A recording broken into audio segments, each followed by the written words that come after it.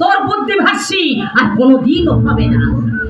শ্বশুরের মন বিগড়ে দিয়ে আখেরটা না ধুয়েই তুই ছাড়বি না দেখছি। বিআই মশার গায়ে হাত বুলিয়ে আগে আখেরটা গুছিয়ে নে, তারপর তুই যা খুশি তাই করিস। বিআই মশাই সেদিন বলছিলেন, সুদিনের মতি গতি বেশ ভালো বুঝছি না, বালিগঞ্জের বাড়ি কারখানা সবই আমি সুমন্তের নামে লিখে দেব। লিখে দিলেই হলো, আইনের জন্য আমাদের অর্ধেক আমরা আদায় করে নেব। বকার কাকে বলে? অর্ধেক নিলে সুমন্তারই তো লাভ হয়ে যাবে। পুরোটাই যাতে হাতের মধ্যে আসে সেই চেষ্টাই করতে হবে। বেশ, তবে তাই করো। তুই যেমন সুদিনকে নিয়ে পার্টি ক্লাব করে বেড়াচ্ছিস তাই করবি, তাতে আমাদের কাজের সুবিধা হবে।